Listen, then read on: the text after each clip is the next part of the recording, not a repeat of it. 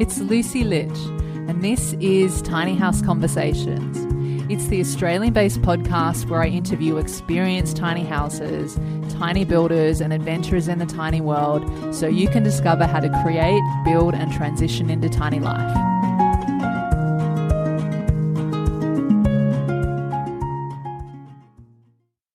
Before we get into the show, I want to know something. Are you a tiny houser, and would you like to share your tiny house story and experiences on the podcast?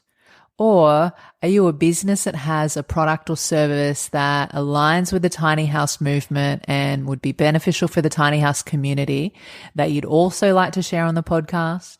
If so, I'd love to hear from you, and you can head over to tinyhouseconversations.com, and on there you'll see a section that says share your story. If you fill out your details there, I'll get back to you very soon. Now, here's the intro. Hey, it's Lucy here with another episode of Tiny House Conversations. So you want to go off the grid in your tiny home, and you might be wondering, what kind of system setup and equipment do I need? How much will it cost? And where do I start? And today I'm speaking with Matt Porter, who is a standalone power system designer, installer, battery tech, and self-proclaimed wise guy from SAE Group. SAE stands for Solar, Aircon, and Electrical. And I was first introduced to Matt by my past guests from episode number 9 and number 14, Matt and Kathy McMillan, who are tiny houses from the mid-north coast of New South Wales and had nothing but good things to say about SAE Group and Matt.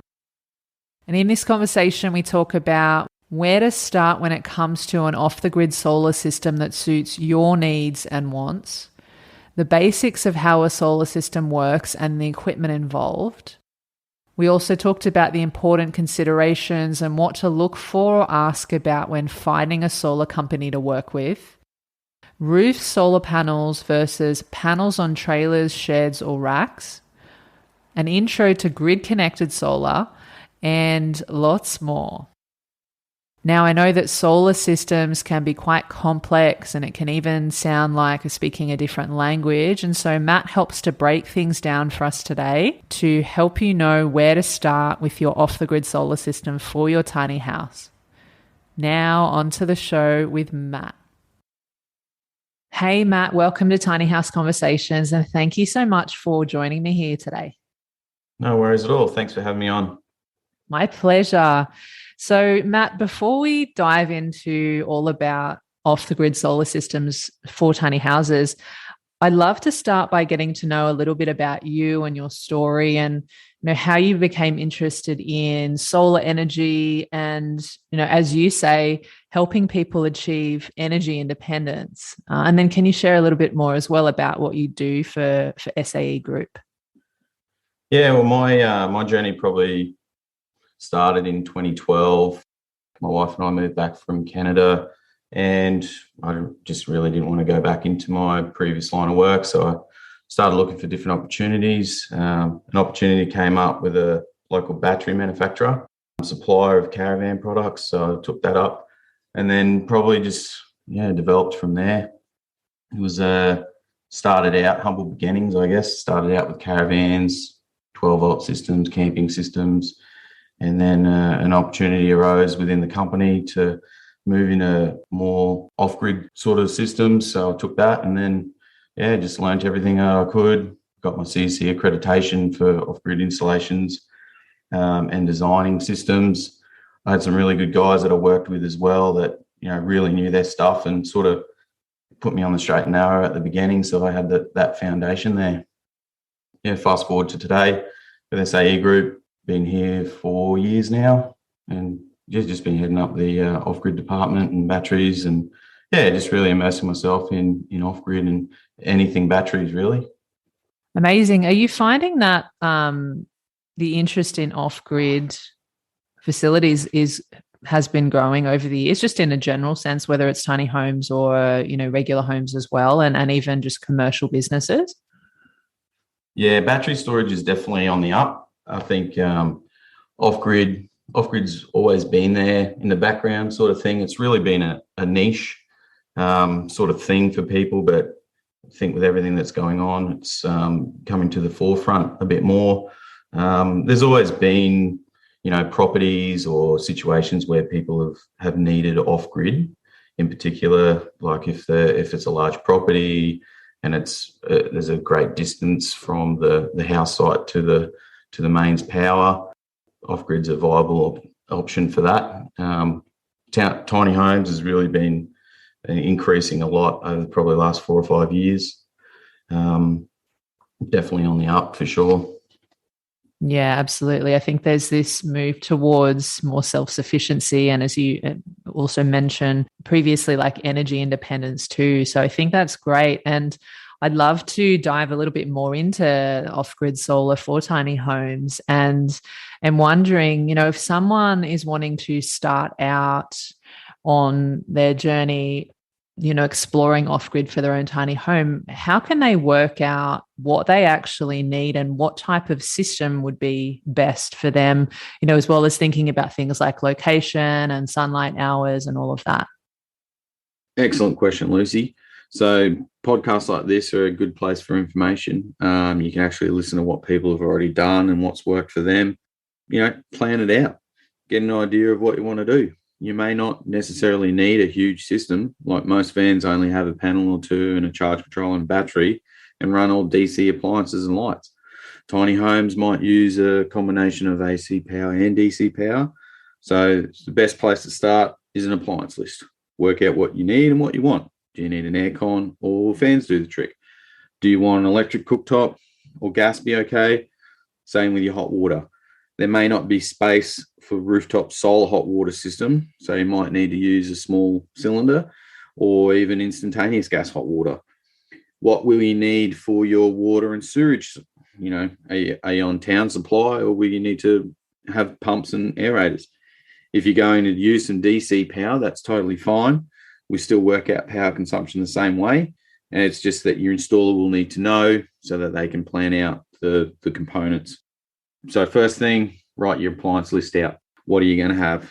Fridge, lights, TV, microwave, laptops, phones. You might have a hair straightener or a hairdryer that you want in there.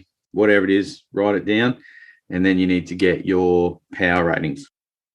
So most appliances will have a compliance stamp or a sticker. You could even purchase a simple watt meter. There's a little device that plugs into your power socket, and then your appliance plugs into it. It's got a little LCD screen on there, and it'll tell you exactly what that appliance is using at that time. You find them online. They're pretty cheap, like 20 or 30 bucks.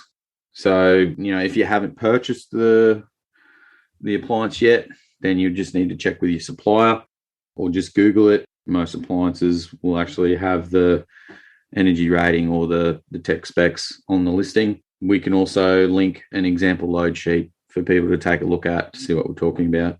Next step would be establishing run times. So when we do our calculations, we use hour ratings, so watt hours or kilowatt hours, power over time. So for example, a kettle. So a kettle might be rated at 2,500 watts, which is pretty big, but it only runs for 3 or 5 minutes at a time and only probably a couple of times a day. So what we need to do is average that out over an hour rating. So, daily consumption was probably only a couple hundred watts. The other thing is fridges and air conditioners will have a duty cycle, which is like, part of the time it's on, part of the time it's off. Fridges will usually have like a 30% duty cycle generally.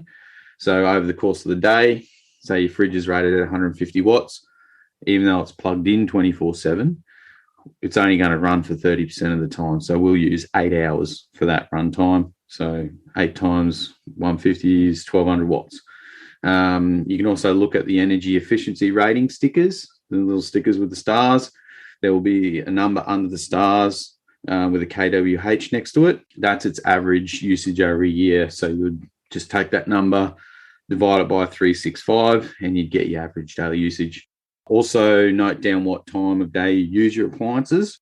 That's important in our calculations that we do as designers. So we want to know what you're using in the daylight hours and what you're using in the nighttime hours, because we use that information for when we're sizing our battery bank and solar.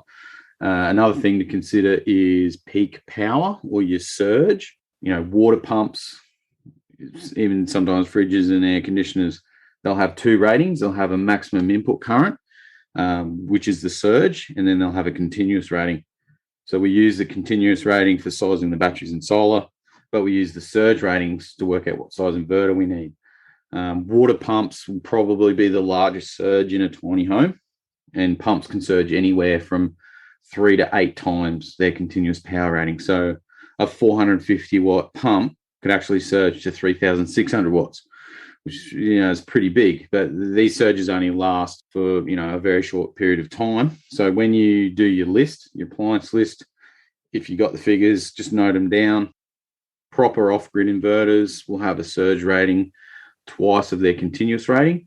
So take, for example, Victron 4 kilowatt inverter will actually surge to 8 kilowatts for a couple of seconds. Different brands use different ratings. So just go through that with your designer, or you'll just have to look up the data sheet for the inverter. After that, it's just as simple as adding up the numbers. And then once you've got your average daily usage, we can then work out your solar array, inverter, and battery bank sizes. Now, you mentioned sunlight hours. We use peak sun hours when we size our solar array. So a peak sun hour is basically the best hours of the day with the most solar irradiance, or the hours that will produce the best solar power. So you'll still get production either side of these peak sun hours, but we specifically use the peak sun hours for sizing the solar array. And the peak sun hours will vary from winter to summer and also from location to location. So, for example, Coffs Harbour, during winter, they have about 3 peak sun hours, and in summer, they have just over 6. Cairns has about 4 in winter and 6.5 in summer. And Hobart has 1.3 in winter and just over 6 in summer. So that's a big difference. When we size the solar, we will use the worst month of the year. So it's like counting calories. Basically, calories in, calories out, same as solar in, power out. So we need to ensure that during the worst month of the year, there will be enough solar to cover the house loads, charge the batteries up, and try and keep the generator off. Assuming that there's good sun, there's always going to be times where the generator will be needed, extended periods of rain or holiday period. If you get family around, we need to account for that. So peak sun hours can be found on the Bureau of Meteorology. So just go to bom.gov.au. On the homepage, go down to the bottom and look for climate data online. There's a link, and then that'll take you to another page, and then you can just go through the form and fill it out. But we can link a video on where to find it, how to work it out. Other factors would be weather, panel tilts, and orientations. So with weather, you might live in a town like Babinda in far north Queensland that has really good sun hours, but it also rains a lot during summer. So we need to allow for that. Same thing, you might live in a place where during winter you might have, typical long periods of overcast weather. So we need to allow for that as well. Panel tilts and orientations. So north facing panels is best for production throughout the day. If you can't do north, east and west is good. East will give you a boost in the morning. West will give you a boost in the afternoon. And failing that, if you can't do it, south is good. South's fine. You just compensate with more solar. Panel tilts. Ideally, you're trying to go a little bit higher than your latitude. You can tilt panels. You can get tilt racking if you need, if you've got a flat roof. But usually just flat to the roof is okay. We can compensate with adding a couple more panels if we need. Tilt racking does add a cost to your overall price, and also it doesn't really look the best. So take that into consideration. And then after that, it's just a matter of doing the maths, working out what size solar batteries and inverters you need.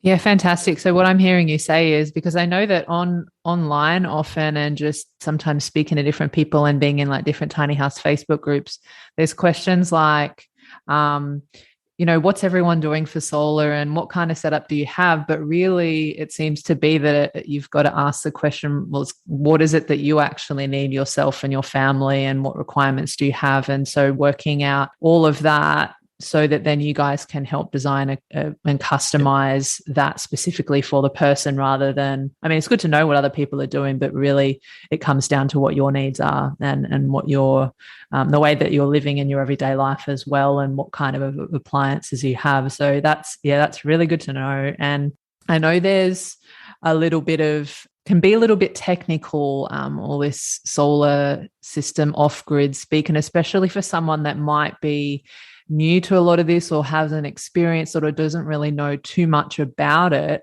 Are you able to let us know, give us maybe a basic understanding about the different types of equipment that can go into an off-the-grid solar setup? So, things like solar panels, and then you also mentioned batteries and inverters and charge controllers and all those types of things, generators too, just like basic understanding.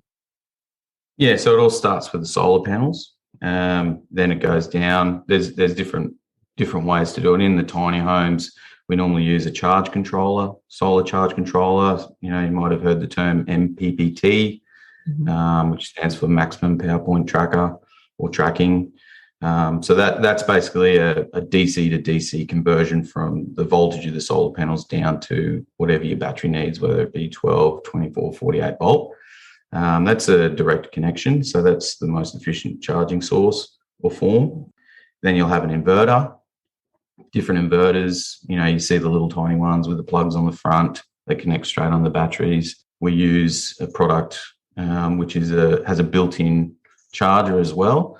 And when I say charger, I mean for generator charging. So it's an inverter charger, and then it basically looks after the system, and then it works with the solar charge controller to make sure the batteries are charged up. And then the batteries would be the next biggest thing. And then probably the biggest consideration for batteries is space and weight. Back in the day, we'd use a lot of lead acid batteries. They're a good economical option, but they do take up a lot of room, and they do have specific requirements such as ventilation and stuff like that. So the most common or popular option these days is lithium, and there's lots of different brands, different sizes, different voltages. You don't really need to do too much in-depth investigation into that sort of stuff, because your solar installer will go through all ins and outs of each type. And you also need to make sure that you can't just buy a lithium battery off the shelf and just expect it to work. There's a lot more to a lithium battery. Usually there's built-in battery management units or battery management systems, and that they take care of all the individual cells inside of the battery. I've seen lots of people build their own lithium batteries. It does come with a bit of risk, because your BMS is quite important to make sure that your batteries don't catch fire or get damaged from overcharging or undercharging or over temp or anything like that. So that would be the main components of the system. And then extra options would be, do you want system monitoring? If you're going to have internet, do you want online monitoring? Generators are a big one as well. Do you get just a little Honda 2 kVA generator, or do you need something a bit bigger? Generally, for the tiny homes, the Honda little 2 kVA Hondas or Yamahas are a good option. Can plug in and charge up the batteries just for a bit of backup. In the tiny homes, you're a bit restricted for space, so you might have to compromise with the number of panels and the number of batteries you can actually fit in there. So that's where your generator will become more of an integral part of the system, because you're going to be relying on that. If you've got a week of rain, how are you going to charge your batteries? Are you going to be using a generator? You want to make sure it's a good quality generator and it's going to be big enough to charge your batteries. One of the big things with generators is the generator, when it connects into the inverter charger, it's going to take care of the loads. So you want to make sure that the generator is big enough to be able to power those loads, as well as some extra to charge your batteries up during those times of rainy weather or, overcast or whatever. Yeah. So with the batteries, then I know that it might be dependent on the context, but in a general sense, like, what would be the minimum amount of days that someone might want to have battery storage of power for? I mean, I know, like, maybe depends on the location and all of that too, but generally we try and aim for 2 days of backup. back in the day of the lead acid batteries, we'd aim for 3 to 5 days for homes. Tiny houses, if you could get it a day and a half, if you got a generator, a day to day and a half will be fine. The main thing, I guess, is for me is that I try and make sure that the customer is aware that this battery bank, I recommend this size battery bank, but we can only fit this battery bank. So there are going to be more times throughout the year when you might need that generator than other times. And just to confirm understanding, I suppose, especially if like all of this is new for someone, it's so like the solar panels work, the sun hits the solar panels and then the panels produce DC power, and then the purpose of the inverter is to convert DC into AC, and all our appliances are generally in AC. So that's what we need the inverter for. And then is it that the charge controller is to charge batteries as well? And then the generator is the backup power source during winter and times where there's not as much power generated. Does that sound correct? Yeah, that's right. So the charge controller, majority of them will turn on as soon as the sun hits the panels. So they're going to be just charging all the time. In the systems that we use, they get integrated into we do a full system monitoring package with our system so that the inverter will actually talk to the solar charge controller so that they can, they know what each other's doing. And then if the generator's running, the inverter knows that it's getting so many kilowatts from the generator, and it's also got the charge controller putting in a little bit of power. So even on a rainy day, you're still going to get a little bit out of your panels. Okay, great. That's good to know. And, with tiny houses, some tiny houses tend to have their solar panels on their roof. And then there are other options where I've seen you can have a solar trailer, or sometimes people have like a rack with solar panels on them. And there's other different options like that. I'm wondering, just from your experience, what are some of the considerations for choosing, those different options, having it on your roof or having it separate to the home and things like that? Well, if there's a roof space there, then the roof's always the best option. Sometimes you might have a tiny home that's got skylights, or, if you're in an area where it's a bit cool, you might have a internal fireplace or something, so you might have a little chimney or something like that, or other things, satellite dish or TV antenna. So roof space might be a bit limited. You can do ground mount systems. I haven't seen the solar trailers as such, but it's definitely a good idea. You could do that.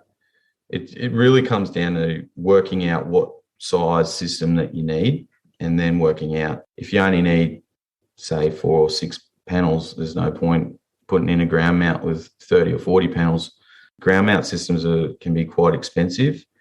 If the customer owns the land and they're putting in a shed anyway, say they wanted to have a workshop next to the tiny home, then that's a really good option as well, because that gives the customer a usable space.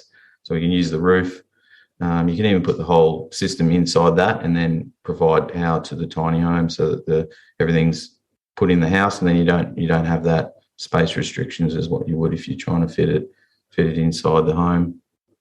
Yeah. And I guess also it would be a matter of the location that you're parking the tiny home and wanting to have it so that the panels on the roof in the sun, so that you can generate that power through the sun.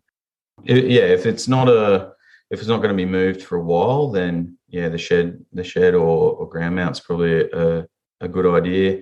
If the home's going to be moved around, then the trailer. Same thing with the trailer. You could use that to house extra batteries, the batteries or the generator and the panels, and then just plug in the house to it. You mentioned earlier talking about sunlight hours and building the system around like the peak sun hours for your area.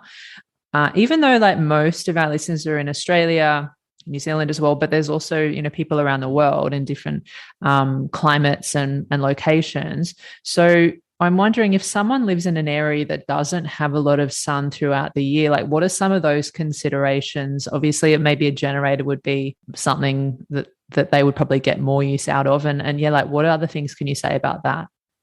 Well, we'd probably look at oversizing the solar even more in those situations. So if it's a situation where the location has a lot of trees, obviously there's going to be some sort of compromise where you're going to need to trim some trees or might even need to remove some, which ideally you try not to do. But if you need to for sun, then you might have to. If it's areas where, like down in Tasmania, New Zealand, where you might only have 2 or less peak sun hours, then yeah, oversizing the solar is really the only way to do that. With your solar panels too, especially if you do a ground mount or a trailer system, you can tilt them more. So if you're down Tasmania, instead of having like a 20-degree tilt like what we would up here, you might have like a 40-degree tilt towards the sun, which will help with your production throughout the day. Okay, great. And, you know, we talked before about energy independence when it comes to off-the-grid solar energy. I'm wondering if you can share a little bit more about just other types of benefits for going off the grid with solar for your tiny house. Yeah, energy independence is a really good one. A lot of people like that feeling of not being reliant on someone or something else for their power. It does cost a bit more than a normal grid connected system, but you don't have that monthly bill to look forward to or quarterly bill.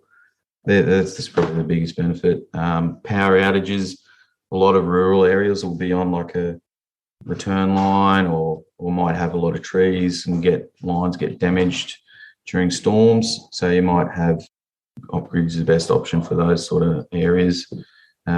Gives you that peace of mind that you're always going to have power. Your fridge is going to be on, your light's going to be on. That's pretty important. There's the lights in the fridge, because once you don't have those on, it gets a bit stressful. Yeah. And even though investing in a good solar system can cost a fair bit of money up front, what about potential long-term savings on that, especially as if you are off the grid and you're generating your own energy from the sun, then you're not having the bills for being on the grid? Like, can you say anything more about that and what the potential for that is? Yeah, so getting it right the first time is probably a big thing. I've had a lot of customers that have opted for cheap equipment and it's come back. It's come back to bite them, and they've ended up having to pay twice. The biggest thing is get an installer that knows what they're talking about. Go do a proper energy audit so that you can make sure that your system's sized to what you need. We always build in a bit of a fudge factor anyway, so because people's usage will grow, family might grow, things like that. So there's always a bit more that you build in, and then quality components. Get as best as what you can afford at the time. If you can get high-end stuff at the start, then that's good, because then that just lengthens the amount of time before you have to spend money again. So they're the main things. Make sure the system's sized correctly. You don't want an undersized system. You also don't want an oversized system, because you end up paying more money than what you should have. And then quality components. And then probably thirdly is make sure that the installation is done properly as well.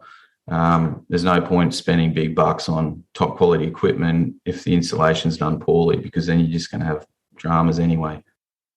Yeah, absolutely. It sounds like you get what you pay for, right? What about, do you have any examples of how much you can potentially save on an electricity bill when you've got a solar system installed, an off-the-grid solar system installed? With off-grid, you're sort of paying for your power up front in a way. So instead of paying $300 or $500 a quarter, you're sort of paying for all of that up the front. So that's like going back to the last question. That's where good quality equipment will pay for themselves over the long run, because you're not having to replace equipment. So instead of spending $1,000 on an inverter, you get a good brand for $2,500, $3,000. That inverter comes with a 5-year warranty, but it's probably going to last 10 years instead of the cheap one that might last 1 or 2 years. So it's sort of just, you do pay for a bit more up front for off-grid, because you've got the batteries as well, which you have to take into account. But yeah, you're sort of paying for your power up front instead of that monthly bill. And then also with your, probably the biggest saving is if you are rural, which most tiny homes probably are rural, and you've got a distance from your site to the grid. Some sites we've had where, you know, they've had quotes for $300,000 or $400,000 just to get power running. So that's sort of a no-brainer. And the other thing too is you don't want to have a 100-acre property and then have your tiny home right next to the fence where the power pole is either. You know, you might want to be up on a hillside or something like that. So that's where it's more cost effective for off-grid and batteries. Anything over probably, if you've got to run more than 20, 30 meters, then it's seriously look at getting off-grid instead of getting connected to the grid. Great. And we'd love to know a bit more about the different options for off-grid systems that SAE Group offers and also the different ranges of costs involved. Off-grid's a really customizable thing. We really take the time to do our energy audits properly so we can make sure that the system is what the customer needs.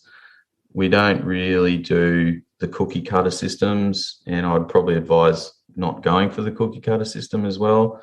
Those are the systems where you see online a package deal with this amount of panels, this size inverter, this size battery. Chances are they're not going to be the right fit and you'll probably spend too much money anyway. Ballpark figure, tiny home systems would probably be anywhere between 10 and 15,000.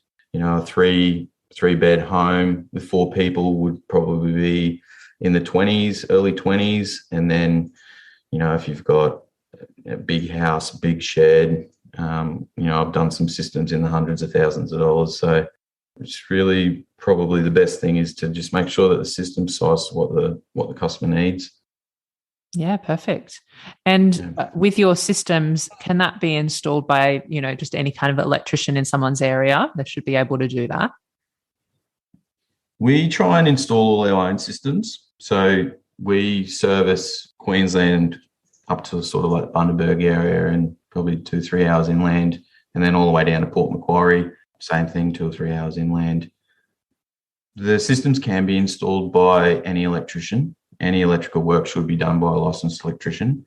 The problems I've had in the past is where an electrician who's had really no idea with off-grid or batteries has tried to install systems and it hasn't ended well. So yes, you can get any electrician to do it, but it would be advised to have some sort of knowledge of off-grid systems in the first place. Mm-hmm. And, you mentioned before about making sure that the system from the start is quality and that it is installed properly. I'm wondering for people that are maybe not in the outside of the areas that you guys service, if they're looking for a good quality off-the-grid solar system and, they're not really sure where to start, apart from making sure that it is quality and that it will be installed properly, what are some other important things they can consider or ask about when they're going through that process? In the solar industry, there's an organisation called the Clean Energy Council. All solar installers need to be certified by them. So what people can do is actually go onto the Clean Energy Council website and then they can find an installer. That would be the first way to look into it. The second would be check out their website, see if they've got a gallery, see if they've got, if they're on social media, see if they're posting pictures about what they do, and talk to them. Pick up the phone, give them a call, or talk to the installer directly. And you'll get a gauge for if they know what they're talking about or if they're just telling you what you want to hear. A lot of the time, if they're asking you a lot of questions about what you want and what you need, then that's a really good start as well. And then also if they're listening to what you're saying to them as well, and make sure that you're comfortable with the person. And then it's just really due diligence, just check reviews, things like that. You see if anyone else has used the companies before, and then have a look at the products that they use. If they're using good quality equipment, then there's a good chance that they know what they're doing. Great. Thank you for that. And, we've been talking mostly about off the grid solar here, but I know that you guys also do grid connected solar. So love to know just a little bit more about grid connected solar for tiny homes. Yeah, so we do lots of grid connect solar.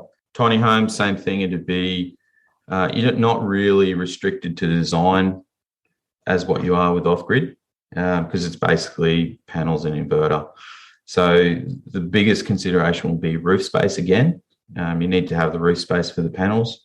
And also, there's not a lot of price difference between, say, a 3 kilowatt system and a 5 kilowatt system.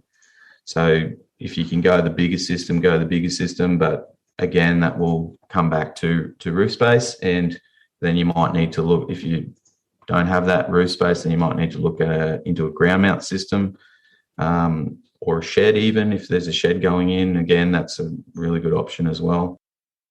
Now, if someone wants to work with you guys at SAE Group, I'm wondering if you're able to just share a bit more about what's the process like. So I know that you talked about doing an energy audit and making sure that you go through what people actually need so you can customize a system. But yeah, what does that process look like? So the process would be just give us a call, have a chat, ask for me. We can go through your energy needs, and then what we do is we'll do an on-site. So if you're local to me in the southeast Queensland, I'll come out to site and meet you, and just it helps me get a better feel of what you're going to need. If you're in northern New South Wales down to Coffs Harbour, Port Macquarie, then we've got solar guys down there, in-house solar guys that will come out, same thing. And basically it just starts with a conversation. What do you want to do? What are you thinking of doing in the future? Do you want to expand? Are you going to be here for a while? Looking at their appliances, what they've got, water pumps, everything, hot water, just check it out. If it's a new build, then we do it off the plan. We've had customers that haven't even built the house yet, so we just send us a plan and we'll base it on that. And then it's just a lot of questions. I think I love questions. I love it when customers ask me lots of questions, because it means that we can really refine what system is going to suit them the best. And yeah, that's probably it. It's the conversation, really. It's getting to know the person, finding out what they need and what they want. That's perfect. And I love that, because I know just from speaking to a lot of different people that not every company that offers solar is offering, I suppose, a service specifically for tiny homes. I think some of them don't want to necessarily touch it or just aren't really sure or whatever. So that's really cool that you guys are able to, to help people in this space, because, especially with all that's happened in the last couple of years and people looking more towards self-sufficiency and the tiny house lifestyle, I think that it's going to definitely see a lot more people wanting to go off grid with solar more than before. Actually, just as you were talking there, I had another question pop up because we talked about earlier the different appliances, fridges and chargers and all of that. What about hot water? Because that can use quite a lot of power. Do you see with people that you've helped with tiny homes going off grid for solar that they're sometimes using gas, or would people also be generating it through solar for hot water? It would depend on roof space as well. A lot of people, probably more so in the tiny homes, is probably more gas. Really, the gas units don't take up a lot of room. You can use electric, and we've done a lot of houses with electric hot water. We just factor it in as any other appliance. So that comes back to that initial conversation. I ask, what's your cooking, gas or electric? What's your hot water, gas or electric or fire or wood? Some places can use a combustion stove for heating and cooking. So it really just depends on that. Probably not so much solar hot water in the tiny homes, again, because of the roof space, available roof spaces. But that it might be a good option. Probably not for people all the way down south, but if you get good sun and you've got a nice north-facing roof, then that's definitely an option. With gas, it still costs money, so it's just be a matter of, do you invest in the gas equipment and then have a gas bottle, or do you put that extra money and make the system a bit bigger? So it's all considerations that you do at the start, especially if it's a new build. That's a good conversation to have at the beginning before stuff starts getting bought, appliances start getting bought and installed. But we can make a system to suit anything. So you're not limited. You have to have gas because it's a tiny home. No, we can do electric, but it just means that you might need more panels and you might need more batteries. Yeah, cool. I thought I'd better ask that because I know that hot water can take up like a lot more power, and that, some people are using gas in tiny home. I think it actually is quite a common option for off-grid, but I guess it depends if you're wanting to use the power that you're generating yourself from the sun and then investing a little bit more in a bigger system, as you say, or just going the route of the gas. So yeah, that's cool to know. And I'm just wondering as well, Matt, so as we start to wrap up the conversation today, is there anything else that you feel we haven't mentioned about off-the-grid solar as it relates to tiny homes, or even grid-connected solar, that people might benefit from hearing? I think we've probably covered all of it. I think the biggest thing is start with the conversation, work out what you need at the start. So, especially for tiny homes when space might be a bit more restricted than a full-size house, just go through and find out what you can live without, and that will make it a lot easier. Once you start designing a solar system, the smaller the system, obviously, it's going to be less cost involved. Grid connect, not really too much, because you're feeding it back to the grid. Mm-hmm. If you can go bigger. You'll get a little bit back from the feed-in tariffs anyway. Have a good think about what you need and what you want first, and then it's all downhill from there. Yeah, awesome. And with the tariffs that you were just talking about, I don't know if there's a brief explanation for it, but you're able to share a little bit more about how that works?